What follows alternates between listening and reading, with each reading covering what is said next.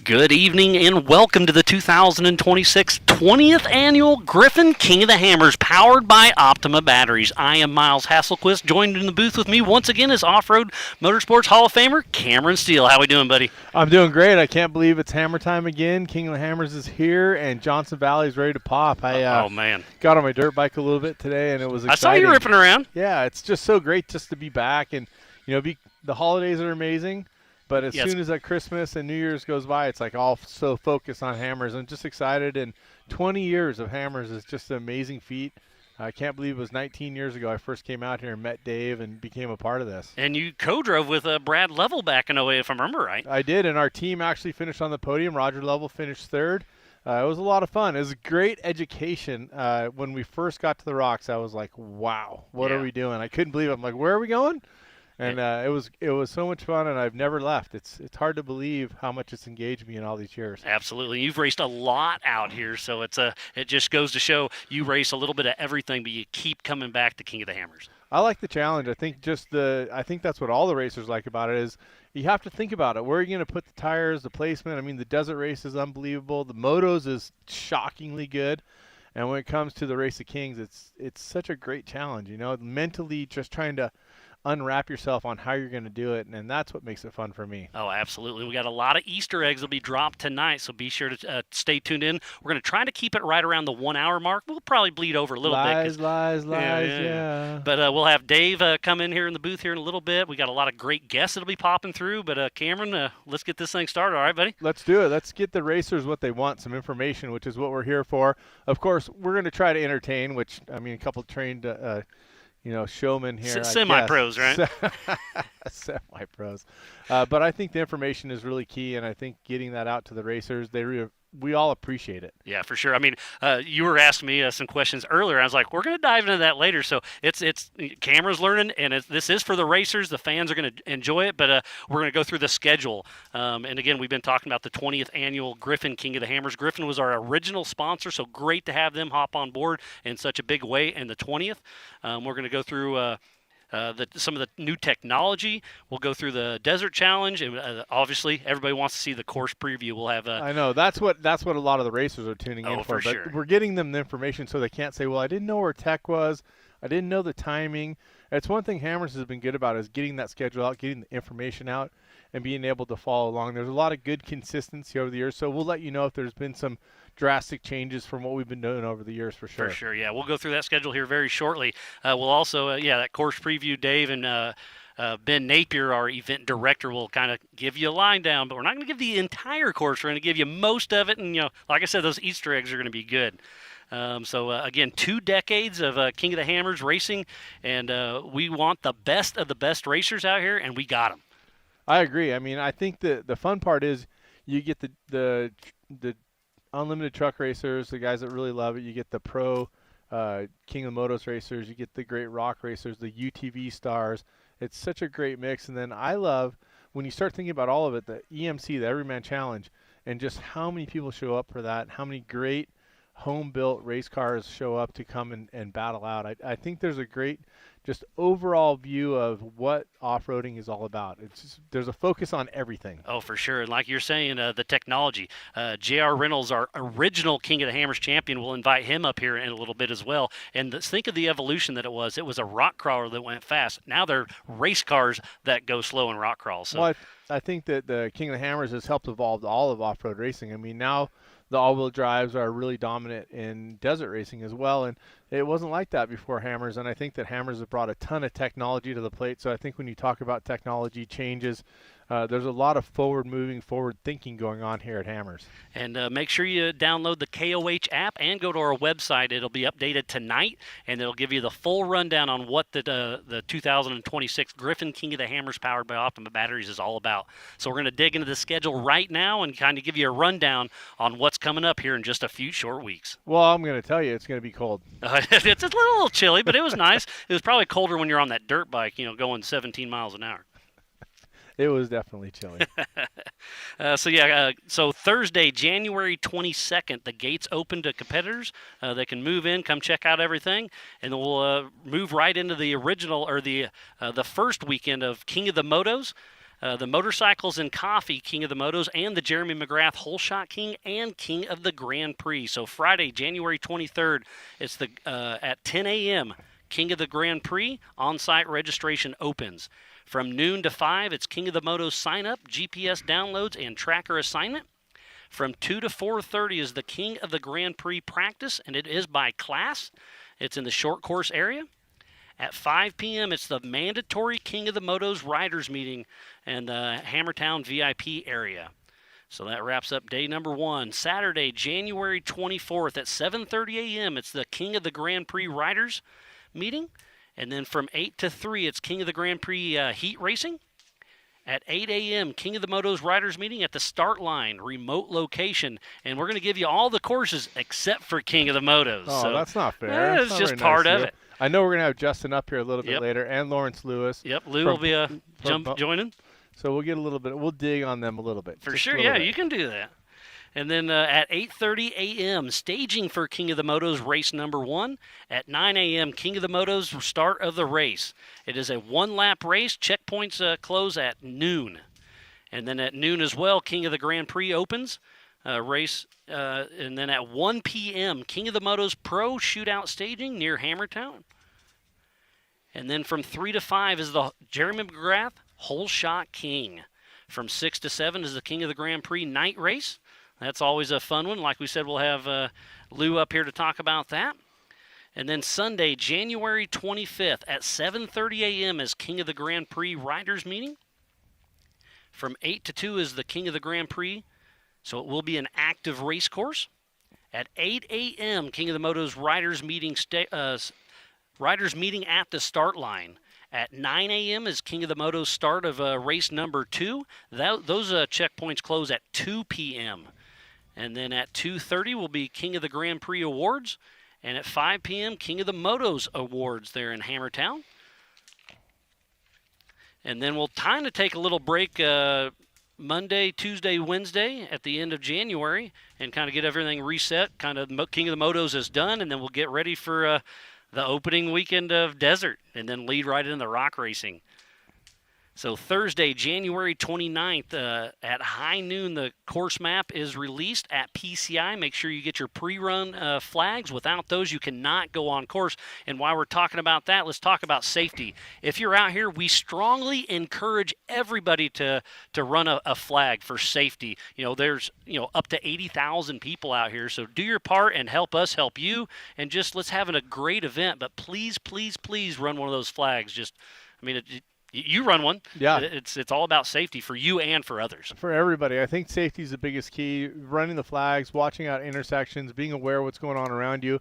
And just remember, there's other people out here. You're not the only person. And sometimes people get lulled into like, oh, I'm just going to rip this trail and not paying attention at the intersections. You just really got to pay attention. Head up, swivel, make sure you're paying attention to what's going on. And I think the flags, something that it can only help. Be doing. Yep, for 100%. Sure. And then, so we'll dive into Friday, January 30th, the Toyo Tire Desert Challenge presented by Monster Energy. From 7 to 3, the Toyo Tire Desert Challenge Tech Inspection. And it is by block. So at 7:30 a.m., the B2, B3, Open and Pro. At 10 a.m. is the UTV Pro Stock Turbo, Pro Stock NA, T4s, and B4s. At 1 p.m. is the 1400 and 1450s. And then at 2 p.m. is Unlimited Racers, T1, T2, and B1. Again, that's the tech inspection there in Hammertown. At 9:30 a.m., the limited class qualifier drivers briefing right there at Race Ops. At 10 a.m. is the limited class qualifying, B2, B3, UTV Open, and Pro Mod. We are not going to qualify any of the stock UTVs this year. And then the Toyo Tire Desert Challenge mandatory drivers meeting at the main stage is 7 p.m. Friday, January 30th. And then Saturday, January 31st at 7 a.m. staging for the unlimited qualifying. From 8 to 9:30 is unlimited qualifying. 8 a.m. is staging for the Desert Challenge limited race. At 10 a.m. is the Desert Challenge limited race. It starts. It'll be 5.5 hours. Last lap starts at 2:45 p.m. Last finish at 3:30 p.m. plus adjusted start time. And then we'll have the 1400 and 1450 rush. It's part of the limited race, but it is only one lap for the PRP seats 1450 rush. And then that afternoon at 1 p.m. is the Sylvania Off-Road Showdown presented by Slow Ride Garage. And that's Tech and Contingency and Pit Party for them. At 4 p.m. is the Toyo Tires Desert Challenge Limited Race Awards there at the main stage. At 3:30, it's the Class 11 Mandatory Drivers Meeting. At 5 p.m., it's the Sylvania Off-Road Class 11 Showdown, presented by Slow Ride Garage. Always a good time. But we're not over yet. The Class 11s, man, they're going to be a fun one to watch. It's definitely a crowd favorite. Then their awards are at 6 p.m., and then at 6:30, we're not going to be live with it, but it will be the Pro Eagle Pit Crew Challenge, so we encourage everybody to check that out. And then Sunday, February 1st, the Toyo Tire Desert Challenge presented by Monster Energy at 7:30 a.m. staging. 9 a.m. the race starts. It's 6.5-hour race. Last lap start, it's 2 p.m. Last finisher is at 3:30 a.m. plus 3:30 p.m. plus adjusted start time. And then at 4 p.m., as long as everything's going smooth, the Toyo Tire Desert Challenge Unlimited Race. Monday, February 2nd, from 8 to 3 is UTV Hammers Championship qualifying. From 3 to 4, it's the UTV Championship Power Hour. See how many we get fit in there, 3 to 4:30 probably. And then Tuesday, February 3rd, from 8 a.m. to 3 p.m. is the Yokohama Everyman Challenge qualifying. And then the Yokohama Everyman Challenge Power Hour should be from 3 to 4:40.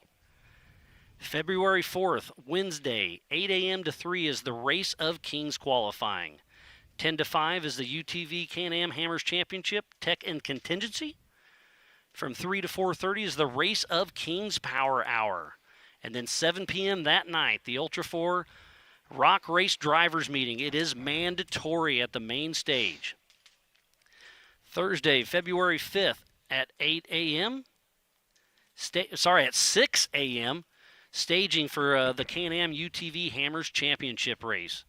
At 8 a.m., the start of the Can-Am UTV Hammers Championship race. It'll be 2 laps, 1 desert, and then 1 desert plus the rocks.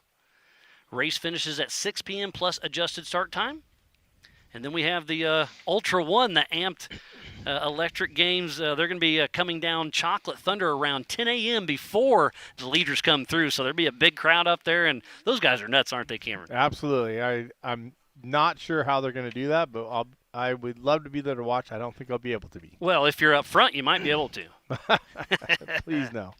And then from 10 to 5 is the Everman Challenge Tech and Contingency. While the race is going, at 4 p.m., the UTV Hammers Championship Awards there at the Griffin main stage. From 7 to 8 p.m. that night is the Hoopty X Hammers race there on the short course. And then Friday, February 6th, 6 a.m., staging for the Yokohama Everyman Challenge race. At 8 a.m., we kick that race off. It'll be the same race as the UTVs. It'll be 2 laps. The first lap is all desert. The second lap is desert plus the rocks. That race finishes at 6 p.m. plus adjusted start time. At 10 a.m., once again, the Ultra One Amped Electric Games will be heading down Chocolate Thunder just like they did the day before. From 10 to 5 is the Race of Kings Tech and Contingency there in Hammertown. And at 4 p.m., the Everyman Challenge Awards that evening. They're on the main stage. And once again, 7 to 8, the Hoopty X Hammers race on the short course. And then the 20th annual builds up to Saturday, February 7th, 6 a.m., staging for the Race of Kings. That'll be a 3-lap race. The first lap is desert, the second lap is desert and rocks, and then the third lap, we'll find out. We're going to do that Big little surprise mystery lap once again. And that race finishes at 10 p.m. plus adjusted start time. And the Amped Electric Ultra One will be going down Chocolate Thunder that day as well at 10 a.m. before the leaders come through Chocolate Thunder. And then the Race of Kings should have our awards around 4 p.m. And then we'll let Dave kind of explain a little more, but lap 3, during the Race of Kings, we're going to let the UTVs and the Everyman Challenge cars go out at 5 p.m. after no more 4400s can go out. So I think it's just a cool thing for the UTVs and EMCs to be able to look at that third lap. It's going to be pretty cool. It's an interesting concept. Something, I mean, obviously from the mind of Dave Cole and from King of the Hammers, Dave comes up with all kinds of great ideas, and that's one of the things that's so great about Hammers is Dave consistently coming up with creative ideas and something different. So we'll see how it plays out.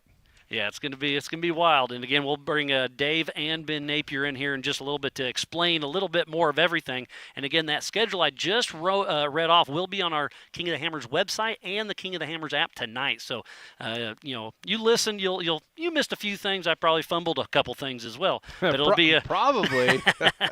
but it'll be online, and you'll be able to check everything out. And the Warren Welcome Center is back in the main tent like it was a couple years ago, so that's always fun to see.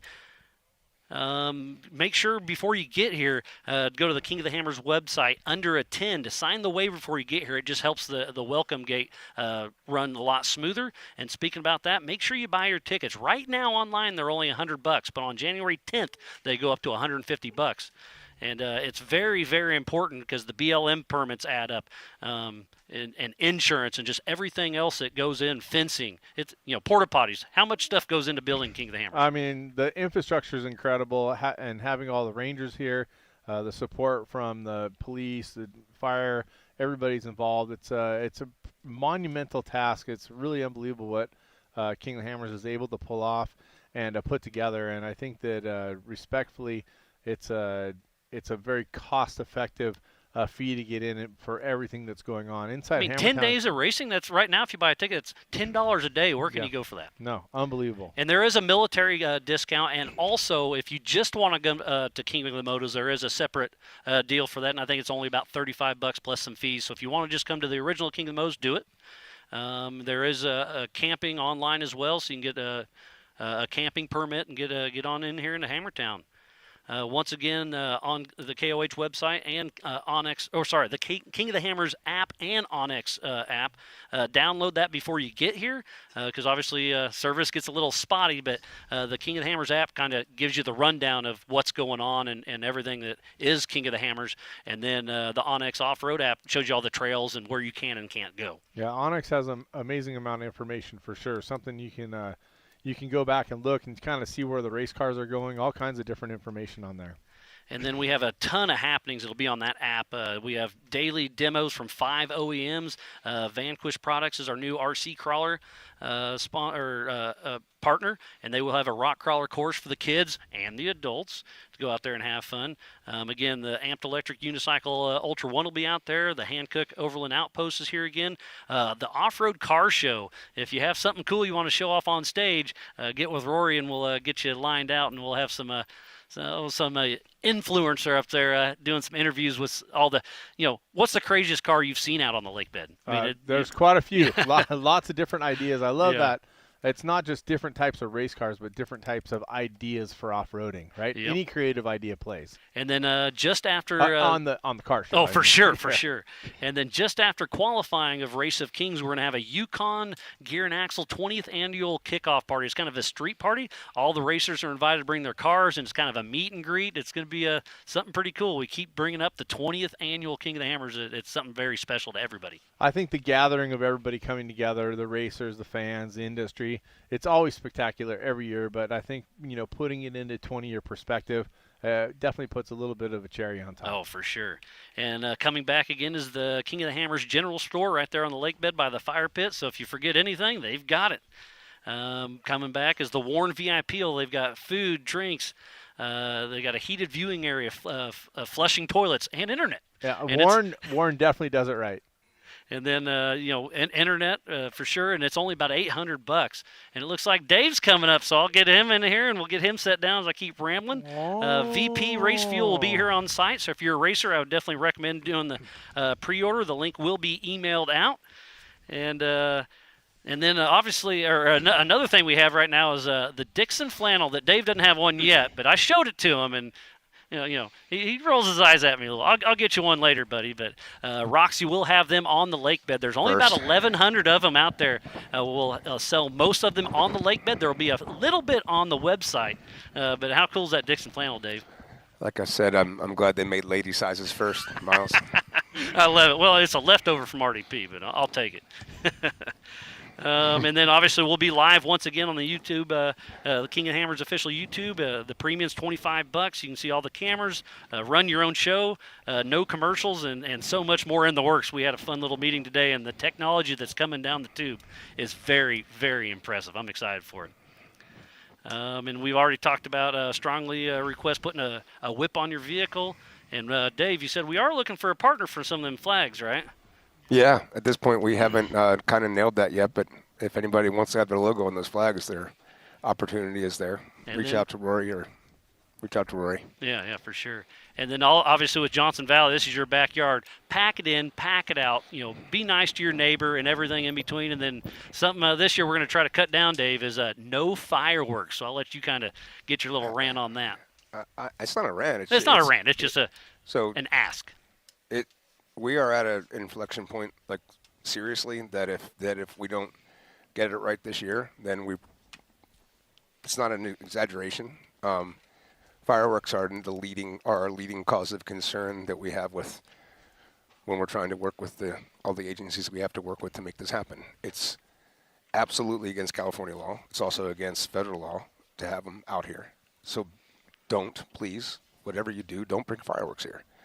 And to get even further, so everybody understands like how real it is. It's like we've been asking for quite a while now how we can mitigate the costs just going up and up and up, and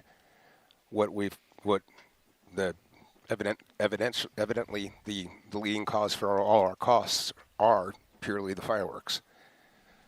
So please there's no reason for them to be here. That doesn't have anything to do with a race. It doesn't have anything to do with all the other fun stuff that's happening here. It usually causes more problems. Just don't bring them here. They don't belong here. Thank you. All right. Yeah. I mean, it's not good for anybody. So it's always something. And keep on picking up the trash because we do that. We're continuing to do that well. So thank you. Yep. Yeah, we got a great off-road following for sure. So we'll kind of keep rolling with this. And again, Dave Cole, thanks for always joining us. And the original King of the Hammers champion, J.R. Reynolds. How you doing, buddy? Good. I'm doing great. Thank you. Man, it's pretty wild. I've been a fan of off-road racing for a very long time. And King of the Hammers, I didn't hear about it in 07, 08, but 09 we heard about it. We came out, and I haven't missed one yet. But I've watched all the old stuff, and I see your old green Bronco in there, and man, talk about the technology and what that Bronco was and is now compared to the current race cars. Yeah, well, the Bronco, it had portal axles, number one, and so it made going over great big rocks a lot simpler. So portals 20 years ago. Yeah, actually, my first one was 25 years ago. And coilovers and EFI. EFI 427, so it had horsepower because mostly back then people were rock crawling, not going fast, and so this is, introduction to some speed, a little more horsepower. Plus, it had rear steer, so it had everything. It's impossible to get stuck. Well, nothing's impossible, I promise that. I tried a lot of times. Don't challenge Dave like that, please. You can always drive yourself out of it somehow. Yeah, so Dave, having JR here, the 20th Anthony, how special is that to be the 20th year and having your buddy here still hanging out with us? I mean, he knows, and we're good. We're good with. I mean, I'm proud. I'm thankful. Yeah. We've been friends for long before the race and still going on now. So yeah, and it's the when you think back on I got a question for you, JR. I've been asked 1,000 times my perspective of that first race. The OG 13. What was your perspective of it? In 07. Well, you call a bunch of us, and the ones that could make it, we showed up. There was a group of us, and how the thing started was it was a land rush, and you were up ahead, and to salute us, you turned around, pulled down your pants, mooned us, pulled your pants back up, and started the race. That's what I remember. I've never done that. You've done that? You didn't expect that? I actually did not do that. You did too. I was there, Dave. I was going to ask for a story, and you nailed it. You didn't have to ask. What were you saying about the secret? It wasn't nuggets me. that were It was a coming guy out tonight? named Sal does washers and dryers over here in Landers. I Well, swear Sal to looked you. a lot like you. Anyway, well, you saw him from the backside. We're just two fat white guys, man. I mean, okay, carry on. This is why they don't let me talk anymore. So the land rush, I got out in front of everybody, and that's the last time I saw anybody for the rest of the race. And I remember one of the times was getting to the top of Outer Limits was 22 minutes from the lake bed, which seems like pretty fast then. I don't think it's fast now, but so we got up there. We got up there ahead of some of the cameras. There's like one or two guys with cameras, so.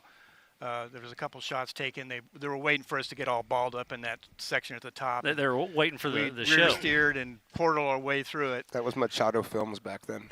Good old Rob, huh? Yep, that was Machado Films that was there. How many trails, Dave, the first year, more or less? I think it was 12 or 11, something like that. The first year? I can count them in my head right now. Go ahead. I thought it was like 5, but maybe it was more than Well, that's why you won. You only did 5 of them. There was no waypoints. Is that what you're saying? Yeah, let's talk No about trackers. That's not true. We did have waypoints. that. You had to There sign was. something, right? I had And Randy you found that Slauson. recently. I found the notebooks. I think I've shown you the notebooks, haven't I? Yes, you have. It's kind of scratched So in there. we put notebooks at the bottom and the top of each trail, and that's how I knew if they came there. And it's also how I knew if I had to go recover anybody in there. Oh, So I went to the bottom Outer Limits, 12 guys in. Top Outer Limits, 11 guys out. So Who's there's missing? one missing. Yes, there was. That's good, man. But yeah, you are. He's sharp, this Miles guy. That's why you got him as a host. He's so clever. He's He's like on point. He's like really nailing it. Every once in a while, you get lucky. So let's, Jr. Let's kind of dive into a little bit. Your race car to a current race car. Kind of bridge the gap from what you had to what they are now. Oh, it's just the suspension. Yeah, the shocks, and you could go fast, but it would beat you up pretty bad back then. And fast is relative what it is today. I don't, I had portals and rear steer, but this is before racing. I did all this. It was all about It rock was a trail crawling. car, yeah. It was a trail car. It did have a little speed, but it was more of a trail car at that time. And so that the first race was all just trail cars at that point. And I think it took 3 hours to complete, which is 242 or 251, something like that. Yeah, right at 3 hours. And I remember they redid the non-race in 2020, and they did it. They cut that time in half. Yep. Yeah. Just So right With the at current 2 car, hours. so that just Yeah. goes to show you the technology. What was the toughest trail in that first year? Sorry, Miles. No, you're good. Probably Outer Limits. At the time, the very top of it was pretty gnarly. I think. Top Outer Limits or Jackhammer had the 3 steps in the middle. It wasn't Yes. terribly hard. Yeah. Right. And you went up Wrecking Ball. Wrecking Ball Wrecking Ball had just opened up the right line of the waterfall, just not even the year prior to that. That's right. But so it was the water because the waterfall used to be harder. But Anyway, yeah, up top of Outer Limits. yeah. So you met me at the very end on a quad. I remember you were on a quad. I don't know what the trail we came out of. Clawhammer. Clawhammer. And he said, "Congratulations on finishing. You won." And you were just by yourself. There's no camera or anything of the. And you want a 6-pack of beer, right? JR, no beer. I'm going to tell you, man. I appreciate your memories, but that was not me. I've never ridden a quad at the Hammers. It had to be you. It wasn't me, sir. Was it Times the same guy two, that mooned us? JR. Probably the same guy, man. I don't know. It would have been easier to just have him do all the work for the past 20 years. It would have been much better for me. But then we good wouldn't have times. our Sounds Dave like this guy Cole. was on top of his game, though. So there because was- I know I didn't get to the lake bed. I didn't know even who won. I was still dealing with out by. I was even out by where kind of where remote pit 2's at now. I was kind of on the backside of the moon at that point, and by the time had no idea you had gotten there that fast. Like I'm like, oh, I've got an hour and a half. I'll catch up with him, and they're like, no, he's been sitting there for 30 minutes, and I'm like, woof. So I came down, and the first time I saw you was on the lake bed. On the lake bed, yeah. Yes. And the first person I met there was one of the competitors' wives, and she recognized me. Said, "JR, did you see my husband out there? He's racing. There's a race out there." I said, "Yeah, I just won it." so there was no camera crews, there was no pictures, nothing. At the very end, it was a different race than it is today. For sure. Yeah, I mean, so this is my 18th year coming out, and I love it every year. Like Cam, you were just talking about the holidays. It's something special with family. It's great. And then you come through that, you did your time, and now you're out here hanging out with friends. And Dave, 20 years, can you believe it made it that far?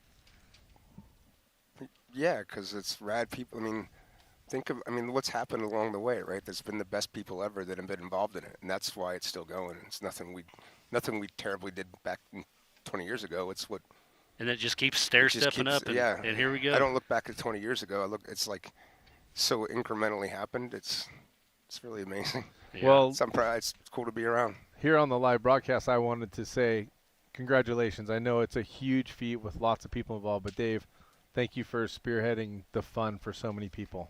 We all appreciate you and your passion big time. Thank you, sir. I appreciate you. Today we were having our meetings going over tonight's show and whatever, and his phone calls all the time. He's juggling stuff and dropped a couple, but he kept it going all day, and I don't know how you do it day in and day out, buddy. But thank you. Thank you, both of you. All right. Well, JR, you got any final thoughts or one final good story for us? I told you how the race ended, and Dave's not admitting to any of these things. All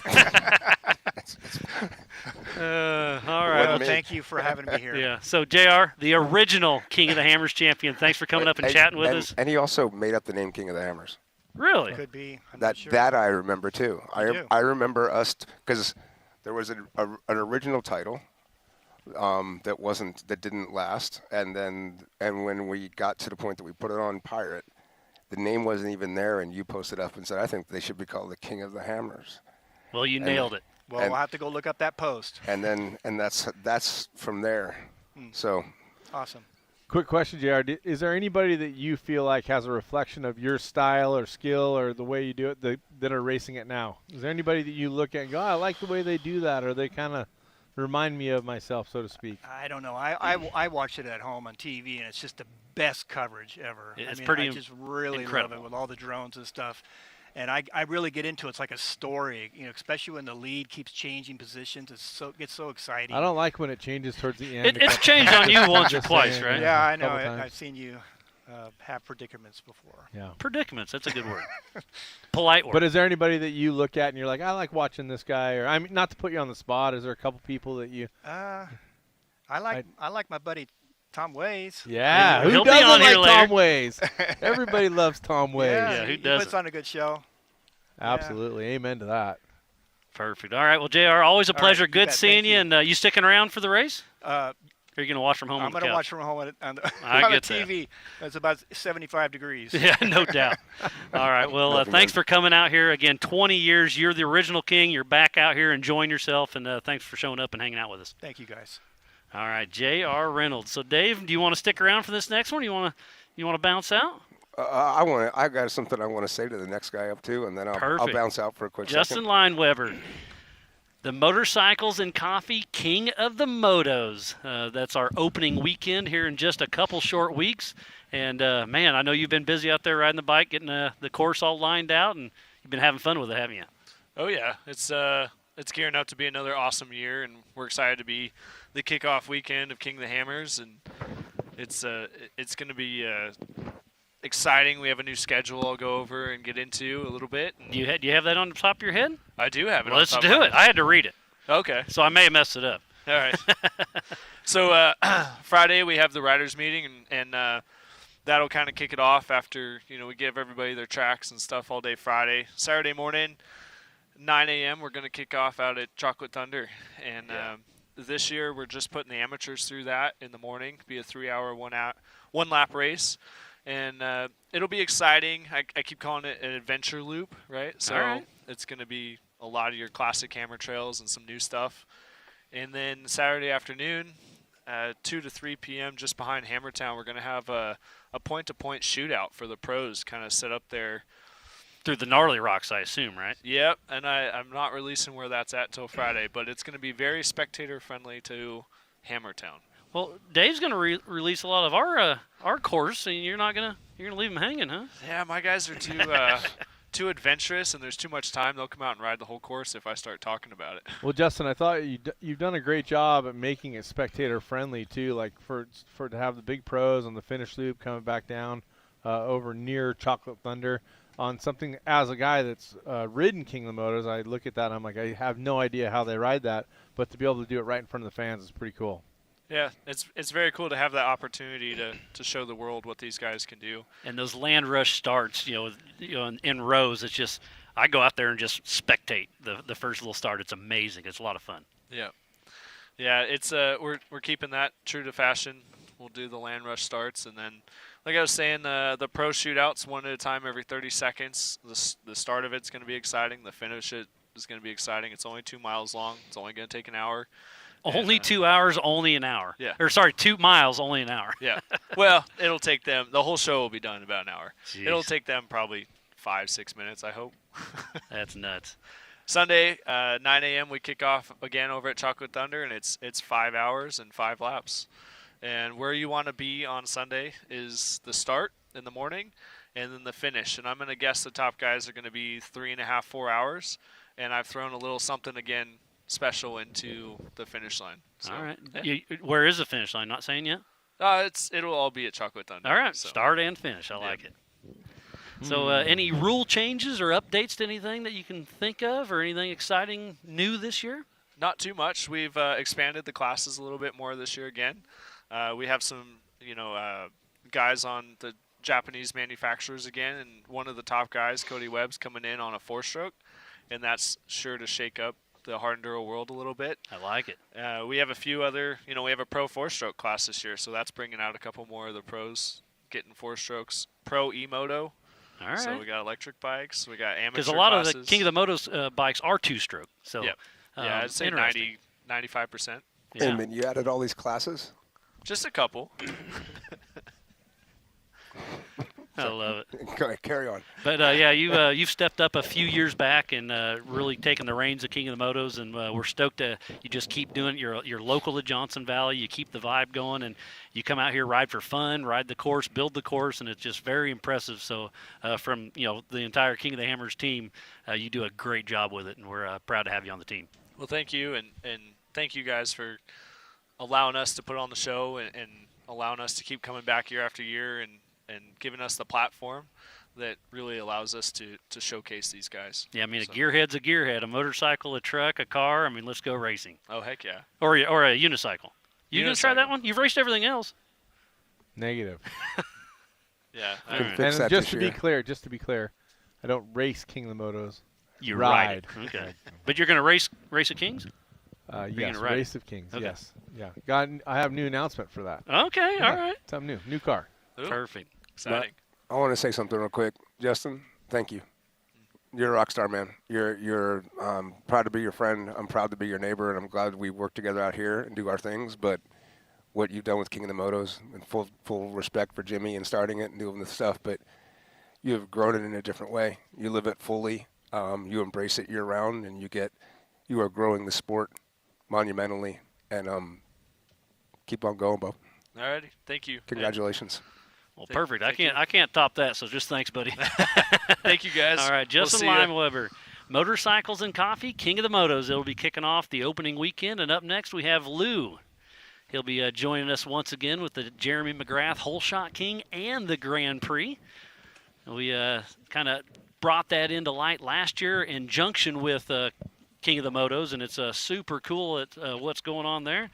And, Lou's coming up. Jeremy, I don't think made it tonight, but he'll be out here in a couple weeks, right? He'll be out here. Thanks for having me. That was awesome to see Justin up here going over his event. I appreciate you guys having me.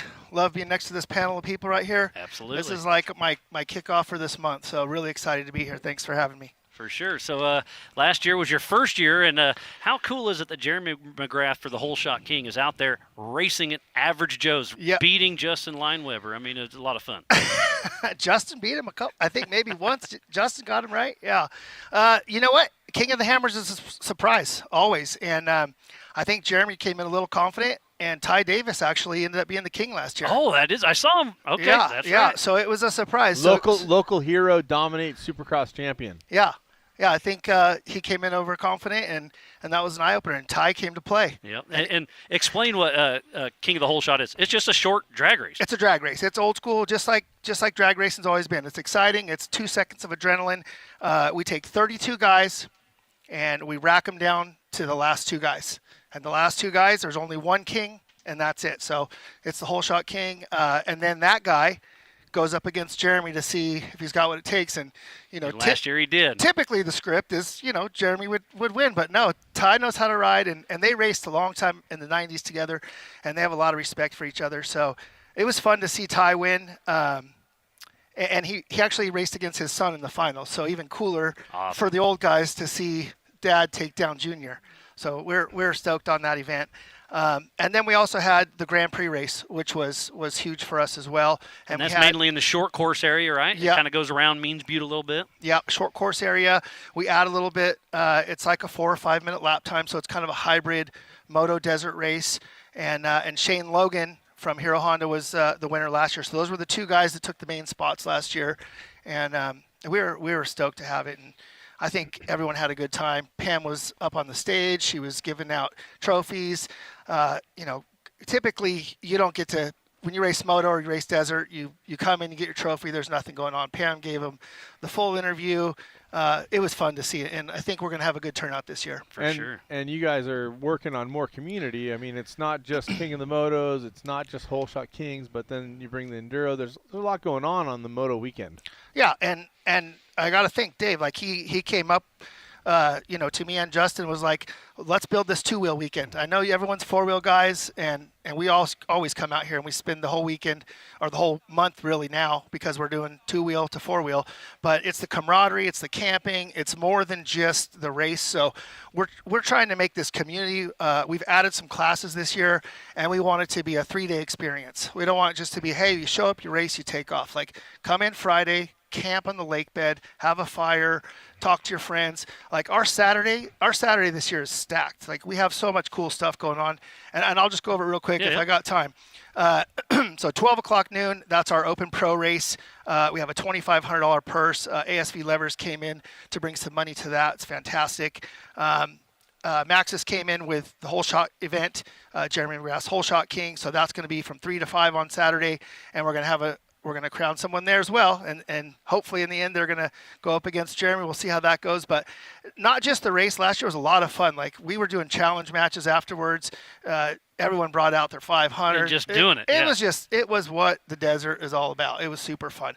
And then one more addition is Baja Design's night race.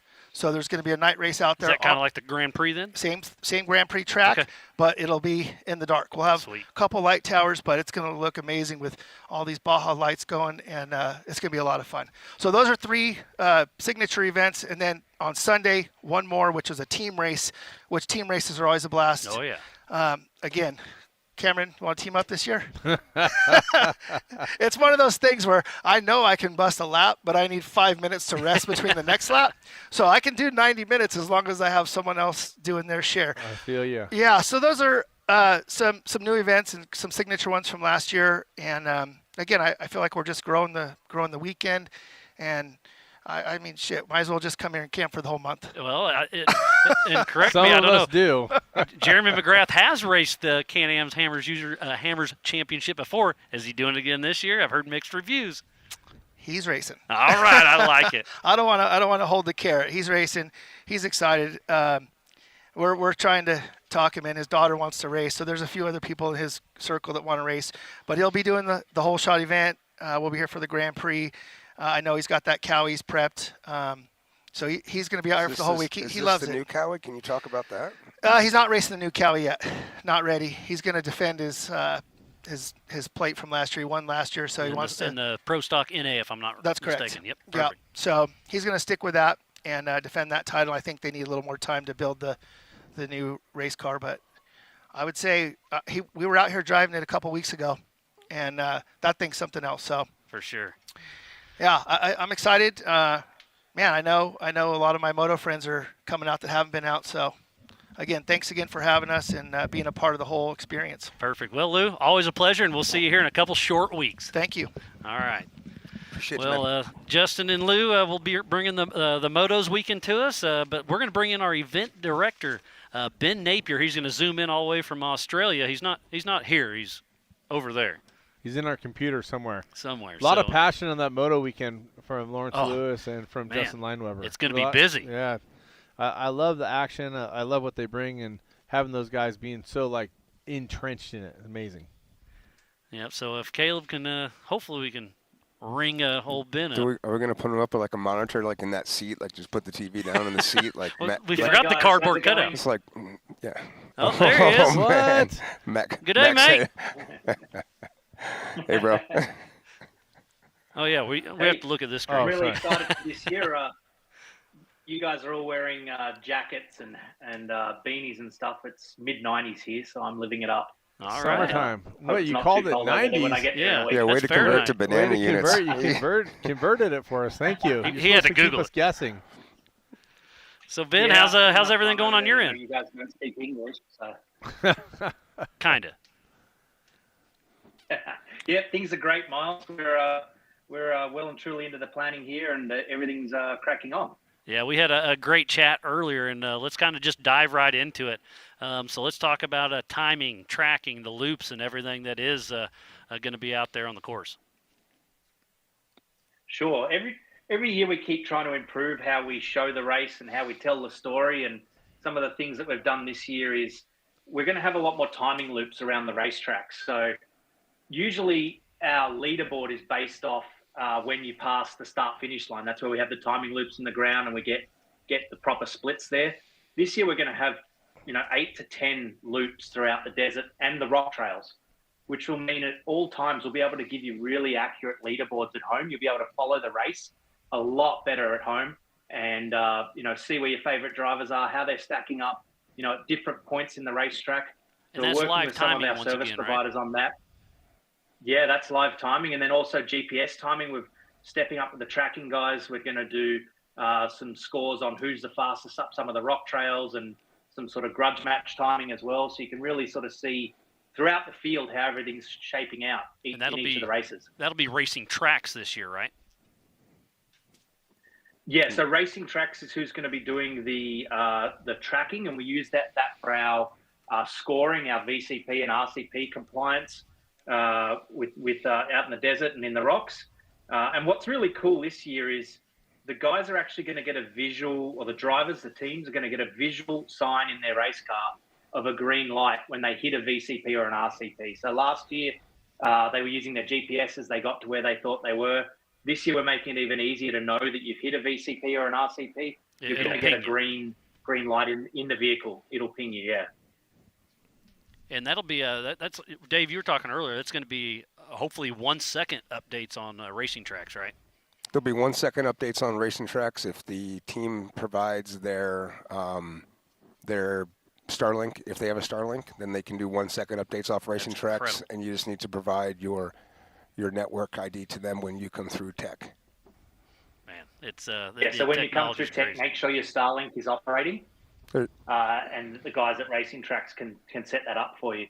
And that'll also mean that we can look at your results, and we can get the results of this race a lot faster if you provide us with internet access for the trackers. And then do you have that little orange box that you've been? I don't. I bragging had about? it. Oh, I you lost. had it. I lost our tracker. That makes total sense. Tom, bring one up when you come up. Justin Marquand's got him. I want to step back. Let's hear about it. Well, I'll step back real quick. Okay. The other reason we have extra timing loops also is because of working with Racing Redefined and getting their assets to be a part of it as well. And by them, they're bringing their Go Fast all-wheel drive beast cars. I don't know what everybody calls them nowadays, but they're going to be the T1s, T1 pluses.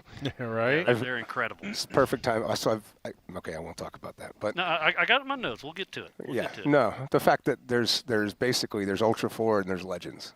Yep. And Legends is anything that when they thought they could do it in two-wheel drive.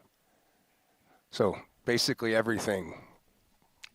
Oh, shots fired? Not at you. That was him, not me. That's just redefining. I'm feeling it. I'm being careful. I'm paying attention over here. Uh-huh. I like it. No, anyways, but I'm proud those guys are coming racing with us. We'll talk about that more later, and I'm very thankful for the opportunity to work with them on technology to get stuff out. And then you brought up the little trackers, and we had our SDS2s last year. We still have a couple hundred of them working now, and we're going to use them on the desert classes.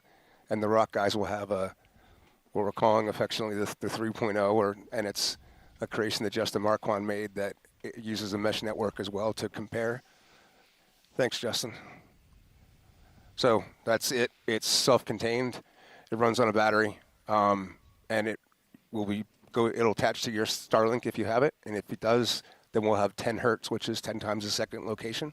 Man. It'll store the 10 hertz, and then fully putting Jason on the line right now. Everybody should just go and try to break dirthob.tech. And go check it out. Yeah, huh? check it. So it really is. It's a like everything else we've been doing for 20 years. It's a work in progress, and then over the next 2 weeks, you're going to actually watch how fast we're evolving, because that's where it's at right now, and where it's at right By now. the is, day even. yeah, by the day, incrementally how we're going. But this is effectively through the hard work of everybody involved in our team. We can get 10 hertz saved on the car and transmitted live, and it can go into a live tracking that will also show your video, the onboard video that you have, and we'll also be able to link as from data perspective. So when we do get to the point of actually seeing other things besides video, to be able to determine what video you do want to see. So say I want to see every 10G hit or every pass for the lead, or I want to see the onboard of everyone that just got passed. I want 10 seconds of video for the 10 seconds after I got passed, and I want the onboard with the audio. That's the kind of stuff you're going to be able to basically choose your own adventure in your own experience about how you watch KOH. So premium's going to be stepping up a notch. It's and as time goes by, when like if your car wasn't transmitting and we only had 1 hertz in racing tracks, which will all go to one database because it all comes together, then if after the race we can see 10 hertz on you, then I'll be able to show a different version of your race, a more refined version than we had during the race, and it'll keep getting better day after day until we have all the data in the database. And what about the simulation technology we were talking about earlier? Yeah, we're actually going to, I think that's our segue in this. We're going to show our rock qualifying loop based on the simulator, and that's all come full circle on this. So the whole point of getting the 10 hertz is if you can show, if your mind sees 30 hertz, then it's seeing video. So if we have 10 hertz of actual location, and then you interpret either side of that data point, you can make up 30 data points and you can put it in the simulator, and we effectively have CJI on demand. And the racer's performance is the ghost cars in the game. So That's crazy. sometime after the 2026 King of the Hammers, you're going to be able to log into BeamNG, and you're going to race against 100 other cars that are We can going to see be how the you data stack that up. came off the cars during King of the Hammers this year. So, and on that note, look for that you're going to have an opportunity to do it pre-event to make it faster and easier and get ahead of the curve. But we're also going to do it during tech, where we're basically using an app and some photogrammetry skills and some smart guys that are going to take a 1-minute walk around video of your car, basically walk around your car 3 times. And that will go in as a skin into the game. So we'll have your the way your car looked as it came through tech, we'll have memorialized for every single car that comes through tech this year. Yeah, it's going to be cool. So that way we can accurately represent it in the simulator. Incredible. Yeah, it's mind-boggling how fast technology is growing right now. It's pretty fun. I'm very thankful there's a lot of people on the team that makes it happen, but yeah, it's a lot of fun. For sure. And I think, Ben, if you're still there, you're going to play the King of the Hammers qualifying course, right? I think we got that teed up, and we'll do a quick little video on that. All right. So, Dave, you want to kind of walk us through? Oh, sure. Yeah. Okay. So again, this is based on putting data points into a simulator and hit and play. And the course from a course review standpoint, if anybody remembers the old qualifying course, that when you got up here behind Means Butte, you turn left, go out on the left-hand exit of Hammertown, but then you turn right up a wash right there, and you go up to the top, and there's a pretty good waterfall at the top of the waterfall, which we're kind of showing the output of it here. Show a little more close-up of it later in this video. But effectively, the course comes across those ravines multiple times. A lot of viewing opportunity because you're on top of the ridges. Go up on top of the big old hill that we've never really gone near, and then segue down into the old qualifying rocks, not the original qualifying rocks, that was backdoor, but kind of like the older qualifying rocks.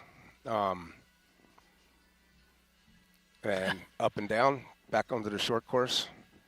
While we're watching the end of this, Reckless Racing, our partners in the sim side, are going to be having their first race of the season tomorrow night. It'll be live broadcast. I'll make sure it gets put out on our channels. But it's a live broadcast of them racing this course. The course you're seeing, they'll do a live broadcast of their racers racing tomorrow night. So if you want to see more of this course, watch our channels tomorrow night. They'll be live racing on this. Pretty cool. And so, I mean, this is basically a preview of the qualifying course, and got a little bit of old, a little bit of new. The short course could be out here building that here shortly, and that's what we got. Pretty cool. So amazing, right? It was better than filming all that. I mean, that was. Thank you, Jeremy Soderoff and Slinky Sam and Mike and Tom, Isaac. I'm forgetting people, but everybody on the sim side of stuff that has been putting all that data together. Daniel, this is how I end up pissing people off, but You're all good. But it's been a fun adventure. Thank you.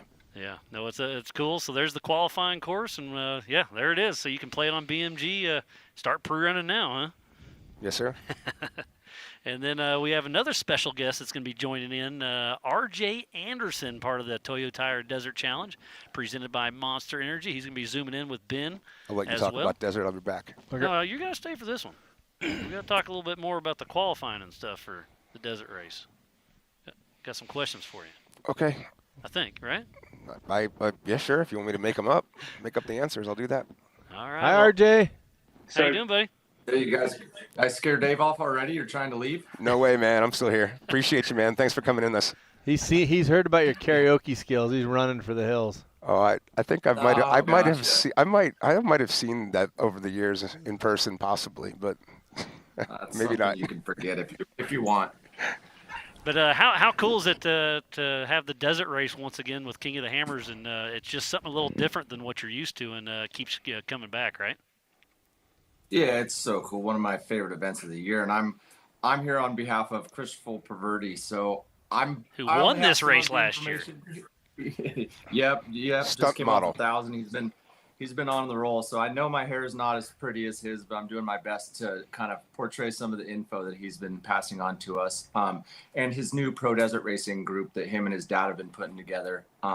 Really cool technology for solely the trophy truck class, T1 class, here at King of the Hammers, the Desert Challenge. So he's got an app as well as an Instagram page called Pro Desert Racers, and it's a united group of the trophy truck racers.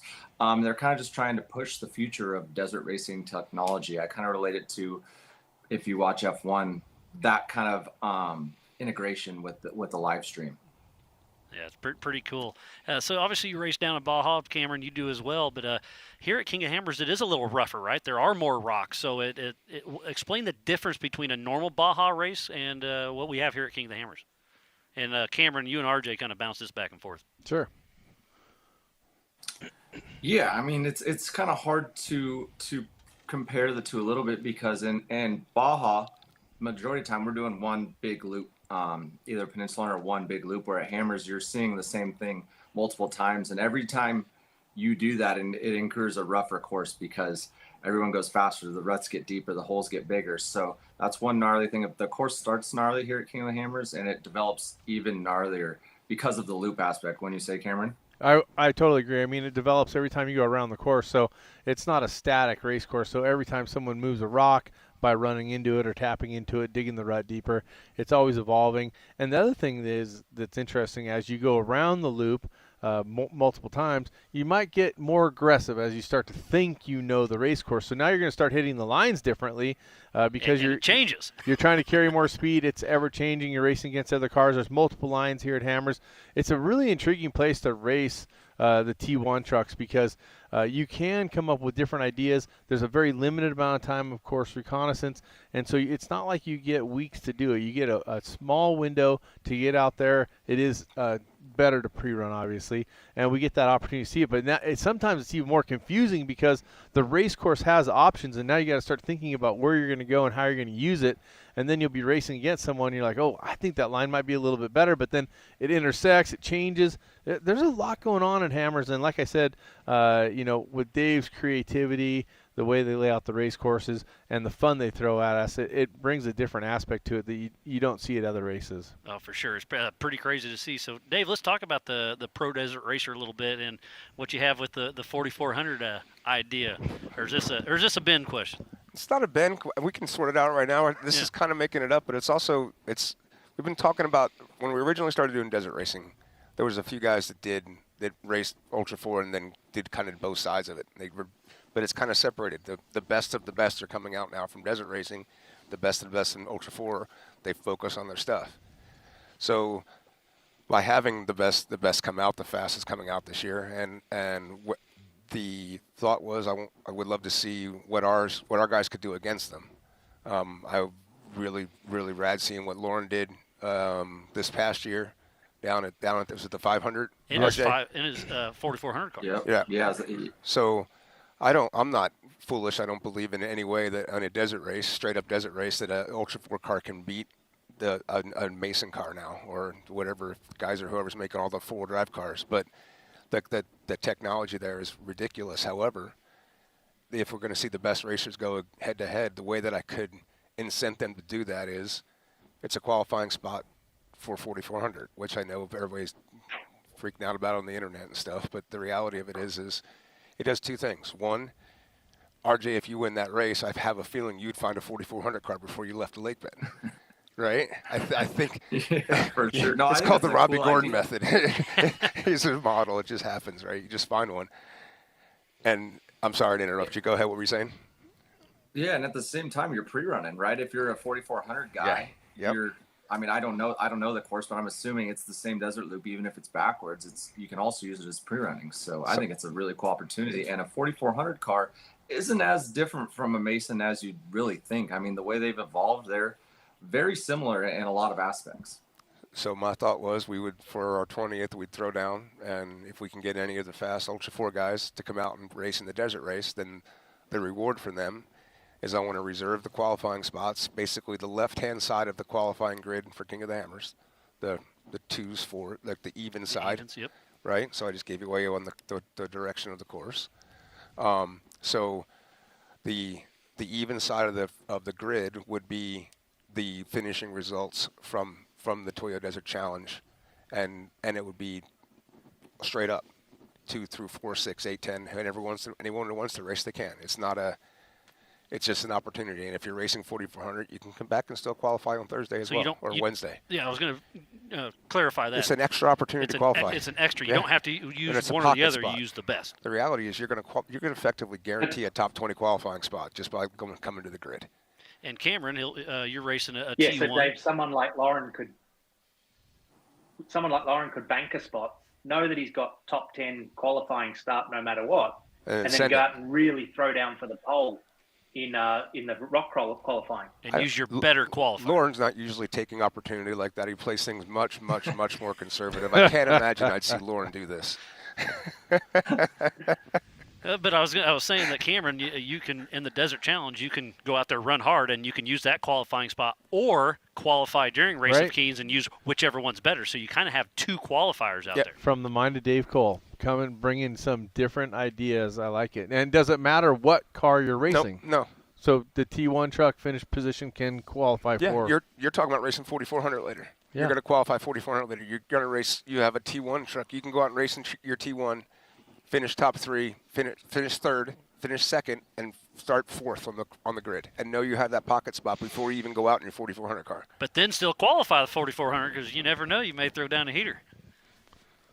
Do they have to be the same vehicle, Dave? The key is finishing What's that? This desert challenge. No, you don't throw in the same truck. You can put away the Mason and get into an Ultra 4 car. And same thing, Lauren Healy or whoever can find a T1 and race that in the To me, I want to see challenge. I want to see the best racers in the world racing King of the Hammers. If right now there's legitimately a few places in the world where those people meet, and they're all going to be here on the lake bed, so we might as well see who's the best. Yeah. I mean, Punk it's rock. kind of a way to go. So. And it just kind of raises the competitiveness throughout the field. Yes, absolutely. Anyway. Yeah. But let's see. So yeah, I think yeah, I that's think cool. we're That pretty throws good there. an interesting twist in. That's pretty cool. Yeah. I see your brain spinning a little bit there, RJ. I like it. Yeah. I'm not sure who would be smart enough to let me get in a 4400 car. I wouldn't recommend it, but. Well, Cameron's going to tell us who's letting him do it. So. Yeah. Yeah, Cameron. Yeah, let me know where you if you know a guy that's got two. He found the spring. There's a spring out here. The 4400 cars just pop up out of the dirt. They just jump out. Yep. Very fortunate. All right, RJ, appreciate you coming on here and joining us, and good luck on your race day, and we'll see how it all shakes out, and let's come out here and have some fun in the desert. Yeah, thanks, guys. See you on the lake bed. Yeah, see you soon. Thanks, man. All right, that was RJ Anderson. So I think we still have Ben, and we're going to bring in Tom Ways here and start talking about the race course. And Dave, you and Ben can kind of walk us through what's going on with that. Sure. So here that sounds comes fun. Tom. Fresh dew, looking good. Everybody's favorite, right? Tom Ways. You mentioned Tom's name, and everybody. I don't know about all the favorite. That's not fair, Cam. Okay, I think you are. How about this? Every time you mention Tom Ways' name, everybody smiles. There you go. That's fair, right? I like everybody loves a good story from Tom Ways. Well, you know, and there's plenty of them. There's a lot of stories of racing this race over the last 20 years, and I didn't do all of them, but a lot of them. Most of them, yeah. As I always like to say, I was saying to somebody the other night, like, if you're not going to win, you got to finish for your crew and finish for the crowd. Even if you're going up backwards and front wheel drive. Doesn't matter. You got to finish for your crew and for the fans. Yep. Yeah, I'll be excited to see you back in the car this year and getting to have some fun. And you haven't seen the course yet, so I think I haven't. Yeah. That's why I'm here. You're about to watch right now. So, Ben, if we can drag your computer back in here again, we'll start looking through it. I can't believe we're going to get a preview right now. Yeah. It's exciting stuff. Start videoing. Wait, we already are. It's live. It's live. You can watch it back. So I think, Ben, you're going to start with the limited race for desert. Yeah, we were just talking about the the desert race. So let's have a look at desert qualifying, and starting out of Hammertown. Dave, do you want to talk us through it? It's similar to last year, with the main difference being we're staying up close to the mountain. Correct me, Ben, but we're going counterclockwise through this, right? I can't even remember. So that's why you're driving, sir. Yes, counterclockwise. Yes, sir. So when you come up So counterclockwise. Well, that's clockwise. I don't know how they do it in Australia. Sorry, this way. Yep, this way. Toilet bowl spins the other We're all way, upside Dave. down here. It does spin the other way.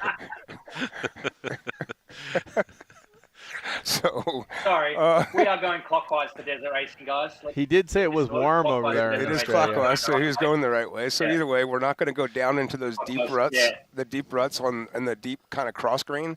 We're going to go up to the top of the cross green where it's got around the back towards the top, around the 9 o'clock position.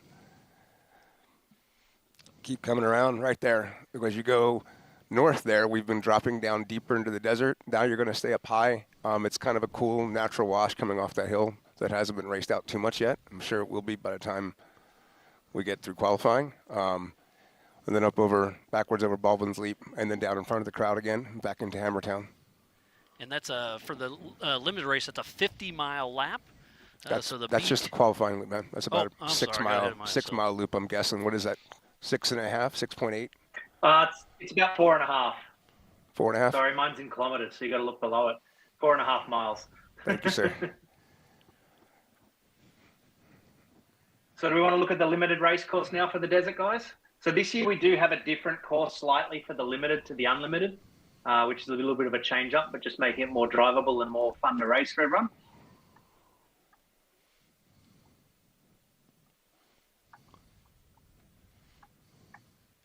So again, we're going clockwise out of town, across the side of Melville Lake Bed, up past the rock pile, and then up to the top of the We have the Pole line. You're going to talk about the Lot of, emergency pit tonight, Ben? What we're going to now, right? Yeah, so for the limited guys, yep, we can do that. For the limited guys, we can give you a pit at the rock pile if you need it. And that's just down here. And what race mile is that, Ben? About 12. 12? About It's 12, yeah. basically an emergency pit. And not to get sidetracked now, I'm open for doing that if you are, Ben, on the unlimited race too, just so you're not heading out on a 60-mile loop or whatever you are loop with a flat tire or 2 flat tires at race mile 12 kind of thing. We can have an emergency pit that keeps the race going. That. Yep. Better than making them go a long way with no ability to get back. Keep people racing.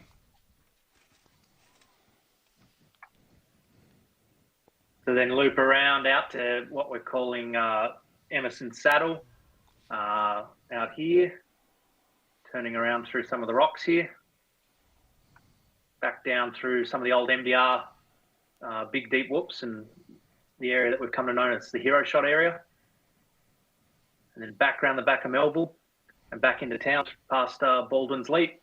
So that's a 50-mile loop. And the B2s, the B3s, and the T3s will do 5 laps of that for a 250-mile race distance. The T4s and the B4s will do 4 laps for 200 miles. And as Miles said at the beginning, the 1400s and 1450s will do a 50-mile lap.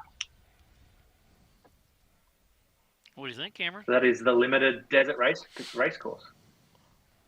I like it. I think it looks fun. I mean, every time we get out there, it's an adventure. Yeah, and Tom, obviously, we'll be racing this backwards for you, and you're thinking already, aren't you? So Yeah, Brett. let's be real, because I'll say it. It's pretty much the same course we have to race, because we're limited to where we're at on the marine base through the end of this lease and probably for the foreseeable future. And I didn't take us out by Anderson, so we don't have a lot of opportunity to make a lot of different places here anymore. That's a fact of losing land. Which is just real. I just don't want to sugarcoat it in a different way, but the course changes. There's different washes. There are different washes this year than there was last year, significantly different. And it also is a pretty badass course to race because it's fast. There's technical spots. I don't know. Just getting ahead of the reality of the fact is almost everyone that's raced this race more than 3 years, 4 years knows those lines. Does that make sense? Yep. In the desert, I can't. I'm limited. I'm thankful. This section on the east side is some of the funnest driving out there. It is, and the best part about that, because the marine base, we don't get to use it, but only once a year. Both of those washes basically get remade every year. They're fresh. They're fresh. So that's cool. We'll continue to find other places to race and keep working on stuff, but I just didn't want to. I don't know. Maybe I'm just You're being real. Just being real. So yeah, so there's the unlimited race. Let's switch to the limited race, and Ben and Dave can kind of explain the difference between that the was two. the limited miles. We're going to add in the limited now. So this is the unlimited added in now miles coming down onto Emerson Lake Bed and making the turn and back around through some of the real rough terrain down here. So you're just adding that little finger there. And back up. So same start. Yeah, adding 11 more miles to the race distance of these guys per lap. And the unlimited race will be held over 5 61-mile laps for 305-mile race distance. Getting some miles in. Yeah, it's pretty impressive. So there's everything. It'll be a desert. fast course, won't it, Dave? I think it'll be a fast course. I mean, yeah, you've raced. There's places out there you're well over 100 miles an hour. For sure. It's gonna have a fast average speed for sure on the trucks. And Tom, you like There's actually talking average speed. It's gonna be quick, isn't it? The reality of it is that I think we'll probably have a little more we have to give you down on the Melville, on the Emerson side of things, just to slow it down. Because at this point it's a speed run. It's a lot of speed. So we'll add some technical stuff to kind of even it up, but not make it. I don't want you guys beating up the expensive trucks either. I just want it to be good racing. So we'll provide a good course and good content around it, and we'll have fun. We will have fun every single time. So we saw that BeamNG copy of the rock qualifier. Do you want to have a look at that now and see where it actually goes? You can show the course up. You can. You really want to put the course up there? Let's go for the race course. Let's see the race course. No, we don't have to. Race course? saw it on, Tom wants to see the race course? Video game. Yeah, let's do the race course. Oh. I don't want the qualifying Let's course do to the get race course. way play. There's already 1,000 people on the lake bed right now. Sounds good. So I'm hoping for a We'll good keep tough that up our course. sleeve. So- Racing the live axle this time, you know. Oh. Solid rear axle for me. First time. We've got a red lap, a white lap, and a blue lap, just like last year. The red lap. This time, now we're going counterclockwise. So and by out the of town. By the way, you can also the ups and downs close to town for the inquisitive minds will resemble very much the qualifying course. Of course it will. So going out this way, Dave, and then across to Emerson Saddle and up in the ridge here. So we're going into the rocks quick this year. That's all just technical go That's trail. It's not. technical, yeah. It's not really rocks. Okay. Ups and downs, lefts, rights, real tight. Easy to make mistakes in there, for sure. Right. Gotta be patient in there. Very patient, yeah. Single track, Tom?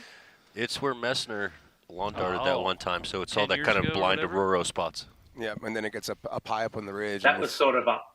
big elevation changes. Down into pit So two. then you'll have the first opportunity to hit the remote pit at mile 13 on this lap. That's right there in that little dog leg there. And then we shoot down here. And first rock trail of the event. Aftershock. Aftershock. So Is that this on- also that's gives on lap the one, UTV Dave? youth Lap and one. 1,000 guys. And It's on lap. and the youth race as well. So. Oh, really? Yep. Oh, fun. Have a little fun in the rocks for the youth. I'm hearing a little of those. Some of those kids are getting a little cocky. So. Kidding. So, while we're talking about the kids, not to distract it a little bit, there was one thing we forgot on the schedule when Miles read it out, and that's actually the UTB Kids 170 race, the one that feeds into the 1,000. That's at 5 p.m. on Tuesday, just in case anyone watched this and saying, hey, when's the most important race of the whole year on? Kids 170 is 5 p.m. Tuesday night on the short course. Thank you, Ben. But we go down Aftershock there, Dave, and then heading out to the back of Emerson. Back up Everson. Yep.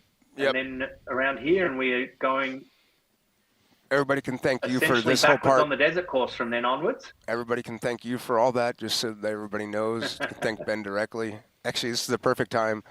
If anybody's kind of wondering, not wondering, but if you're seeing Ben take much more lead here on this, I want to say something that's pretty proud and really cool is that Ben's your event director. I mean, Ben has he's working with Laura Butcher and BJ Butcher on the BLM side, but also managing our entire schedule. He's brought an entire staff management system in so we can keep track of all our staff and get them assigned and get them fed and like everything just better. Yeah, he's done a great job with it. I mean, last year, this is fact. I can absolutely say this. Last year, I watched the beginning of every single race from here.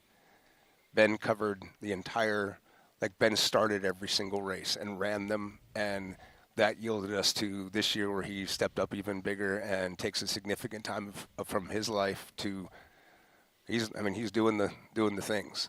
So Ben, thank you very much. You're a rock star, man. Absolute pleasure to work with you. No worries, guys.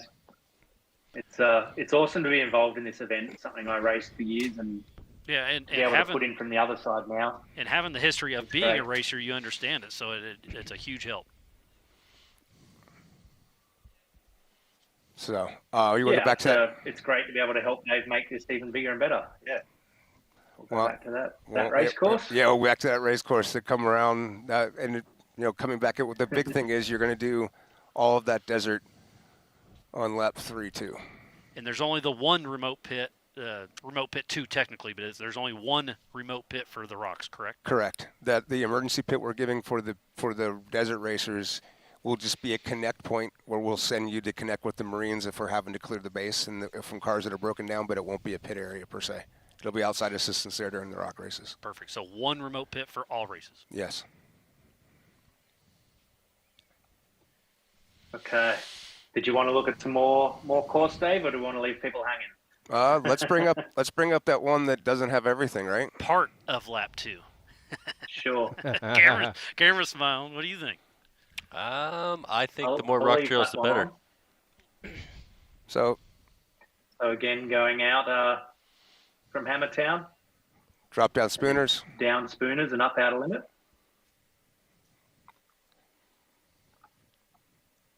Out to the pits, and then when you come back out of remote pit 2 the second time, you are dropping in to or going up King's Veto, and then Up Fisher. Oh, gotcha. and then across Fisher, and then around down Sledge and up Jack, down Jack North, over to Wrecking Ball, down Wrecking Ball, and then that piece right there is literally the Jack North piece. You come around from Wrecking Ball and go up the fire road that's next to Jack North, all the way up until you can't, and at that point you come down the rocks. So you'll have a kind of interesting perspective that I don't think you've had a lot of times at the Hammers, where going up that fire road, you're going to be passing people that are maybe 10 minutes ahead of you on course, 5 minutes ahead of you on course, and you're going to have some visual to that you don't normally have. So as a racer, I know that's kind of a cool perspective to get. It gets you Blood in the water. Yeah, blood in the water, amped up. Smell it. Yeah, you're starting to apply color to the dust. So, that was the thought there. If you want to back out, Ben. To come all the way down the Jack North wash and then back over so you can come back in front of the fans at Jack and Sledgehammer, that viewing area, and then there'll be basically a spectator fence that connects Jack down to Tumbleweed, so that you can be lined up right there on that southern edge of that boundary and be in a safe place to watch racing. And Tumbleweed, is that where you tumbled a couple years ago? Yeah, but not dropping off of it. You just kind of come through the rocks in front of everybody, back over top of the knoll, and then back around, up across over the dunes towards Laser Nut Alley, and drop in the top of Laser Nut Alley. And just like last year, we'll keep them in the rocks the whole way. Up over. So there'll be RCPs in there? RCPs in there, yep. Up Chocolate Thunder, out the top. Back around, up Dirty Love. And then this is where I'm kind of leaving it blank. And here's the reason I'm leaving it blank. There's probably 40%, maybe 50% of the race course between there and back to RP2 has never been raced before in lap 2 or lap 3 or ever. and I like the looks. And so rather than give everybody a lap 3, I'm not holding lap 2 back forever, but I'm going to hold it back until we release the course on the Friday of racing, because the amount of pre-running at this point, like this simple volume of traffic, right? The trails change too much. So rather than become raced out before we even get to race them, and to give some reality, some kind of that kind of like that lap 3 opportunity where you're not driving a trail that you've driven 30 times. You're driving rocks that you've never seen before, possibly. That's part of this challenge, and I'm going to introduce it that way, at least baby steps. What'd you call the trail last year that had the mine still on it? That raw one? What was that called? I don't even know what you're talking about now. The mine's still on it. Oh yeah, the mine's still on it. That had the still, like the mercury still or whatever it was, the silo looking thing. Yeah. I don't remember. I don't think we even applied a name to it because it hadn't been driven yet. Did we take the Centurion almost to it and then walked up? Yep. Yeah. Yep. That was a cool little spot. That's that we didn't name it because you name a trail after someone's driven up it, so we drove down it and it wasn't just a connector, but it was off script, and the off script thing is what I want to try to challenge you guys with a little bit. Fun. And that other thing off the top of Fissure was, you named that school bus because you took the minivan. 4-seater down. Minivan. That was nasty. But minivan's the reason why I'm kind of holding back right now, because minivan became a highway before the race started. Yeah.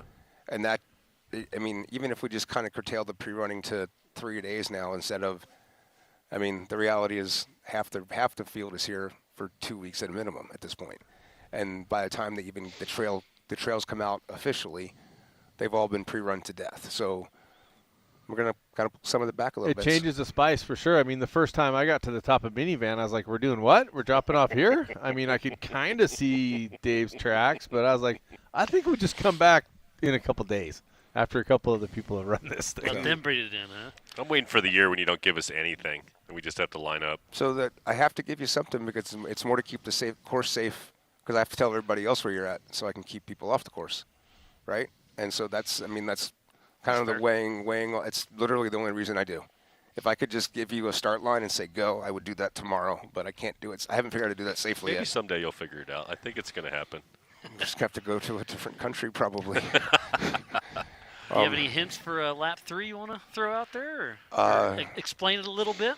So lap 3, we have already announced that anyone that finishes any of the rock races, so EMC or UTV, you have an opportunity to start lap 3. But not till 5 p.m., correct? Yeah, I've heard some pretty crazy people, not crazy people. I've heard crazy stories about how supposedly I'm ruining the race for people. The people go out on lap 3 are going to be going out 2.5 hours after the winner's finished. 2.5 hours. The winner has been coming in by 2 o'clock. If they come in at 3:30, at 5 o'clock we close lap. So it's probably top 10. Top 20 will be finished. Top 50 if 20 finish. So that's a whole other problem. But I don't know unless the Then front's really off the front. so the way lap 3 is set up, there's several trails that it gets added. The harder ones are towards the end of it, and I think that what was cool about lap 3 last year was an aspirational that you could do it. Like if this is the hardest thing and this really is the biggest challenge, I got there and I finished, right? Except that I could only give that opportunity to 100 of you. I can't give that opportunity to the UTV. I can't give them that blind opportunity to UTV or EMC because we can't make a lap 3 happen for them. It's just not real to have staff working till midnight, 3 o'clock in the morning for the entire week. It just doesn't. Yeah. So, or keep fans going. I mean, it's just not. So, but if we can give them an aspirational opportunity to do it. After their race is done, their scoring's done, their points are done. And anyone that's It's for racing, fun. it's for fun. If you don't want to do it, don't. I'm not charging you anymore. I don't want anything for it. I think there's a small fee for timing and tracking, probably, but no entry fee per se, right? No, I don't know about timing. We'll figure that out. Sure. And then I saw a couple questions on a 4800 car. They can run 40s if they want for that, right? Anybody can change any tires they want to do. They have to run the same chassis they ran the race. That's the whole point. Run the same car. If you want to change the tires, cool. You're just going to break. That's on you. You build a car to run 35s. You put 40s on it. Guess what's going to happen? Find the weak link. Faster. So run what you want to run. Do what you want to do. It's purely for fun. The people that are still in the race, like say you're running 30th right now, right? 30th in the race, and at 4:30 you're crossing the start-finish line, running 30th on lap 3, right? The top 15 are already finished. And now you're going to be a half hour in front of guys in stock cars and UTVs and Legends cars. If those guys mess up your race, that's already in 30th at 4:30 on Saturday. 5 o'clock. 5 o'clock, 5:30. By that time, it's happened. It's not that. I don't believe anybody's getting hosed. And if it does, I apologize. But I think the opportunity for others is worth it. I know. Well, I don't think we're going to be affecting negatively people's opportunities. So. Well, the Race of Kings, all the drivers and teams have the opportunity to get there before 5 o'clock. Oh yes. So. Yes. I mean, if you're there later, then you're in the mix with the other guys. Yeah, and it's purely aspirational. It's just like I would love to. If someone goes. Yeah, I mean, yeah. And then Ben, you were saying for the UTV and EMC guys, they have to let race ops know by 8 p.m. Friday evening, correct? Yeah, we'll be in touch closer to the event on the full details of it, but we'll keep you updated. But we do need to know whether you're doing it or not so that we can make sure you're in our tracking system. I think overall the challenge that was handed out for that third lap last year, I didn't get there. But I mean, overall, basically being blind because the other races are going on, you can't go look at it. No one's seen it. It was a lot of hype and a lot of uncertainty and a lot of talk about it. You know, it definitely generated a ton of interest, Dave. It was a interesting, crazy idea that seemed to really hit home. I guess crazy idea is not the right way to say So it, on but it that, hit home. Cameron, the course will be released at 12 o'clock on Thursday for pre-running, but we won't be releasing lap 3 just like last year. That'll be released after 5 o'clock on Wednesday after Racer King's Power Hour. So it'll be pretty interesting for everyone to see what we're going to throw at you. And we'll have a session on stage 5 o'clock on Wednesday to go through the lap 3. So Cameron, Tom, you guys kind of chat about the race course, what you think, and what the challenges, what you're excited about, what you're scared about, if you're scared of anything. Tom's not scared of anything. I can answer that question. First of all, anybody that's wrestled a bear is not afraid. There was more to that race course coming out. I don't know if it all got deleted, but I can share some of it. There's more added after. We have some more if you want to show some more, Dave, on lap 2. Yep, you got that? I just want to make sure if whatever we had up there, we could show more of it and keeping. Yeah, we come back out of the pits, right? And so we are going. Where are we at? Yes. Okay, so you're going to go. They're going to go down Aftershock again, but when they get to the bottom of Aftershock, they're going to go up a new trail that Justin found for us called Check Me In. And that for the drivers, for everyone, when you come down to the bottom of Aftershock and you get to the dirt road, you turn left and go down, or you turn right to go back up the bypass. There's a perfect natural-looking wash that's light rocks, kind of cool, gets you up on top of the ridge, and you drop in right into the valley and to Check Me Out. So this is the up and down into there. It keeps us from having traffic down below, going in around to, or actually lets us come back out of that way because we go Check Me Out and then down the old mine road. No, we're actually going up and down Highway 1920, all the way down, all the way out, around again, and up and over Emerson Ridge and back around. So Check Me Out's then a new trail on top of the new trails that you're going to have between Dirty Love and Clawhammer, because what they show there, what he's got there is coming back up Clawhammer, down Thor's. We have a bypass on Paul Wolf's. It's not showing up there, but where Paul Wolf found the fast line, turning right there at that thumbtack, it will be a stock bypass, and there'll be some lap 3 fun stuff in there probably too. Love it. And then you get out of the rocks, Dave, after Aftershock, and you go right round that 50-something mile desert lap as well. So let's talk about that. That's so a you're long gonna way do home. all the hard rock trails and then 50 miles of desert. So you got to play a little smart and save the car, right? I don't know. You got to decide what you're going to do for your strategy. Are you going to hold it back to lap 3, or are you going to come out of the gate hard? So, well, I mean, I think for me, we're driving a live axle, solid axle car, a Trent fabrication car this year, and I plan more for wheeling. So I think more of a calm approach for me, and get to lap 3 and be able to wheel with those that wheel. I mean, I have so much respect for everybody that's cut these trails and been here, and I feel like I haven't got that chance to get to the end, and I'd like to get to the end on one of these whiz-bang lap 3s that Dave and Ben and the crew are coming up with. Last year, I don't think we've ever done that many rock trails in a row. I mean, Yeah. last year was it 21 or 23 or 24 trails in a row on lap 2?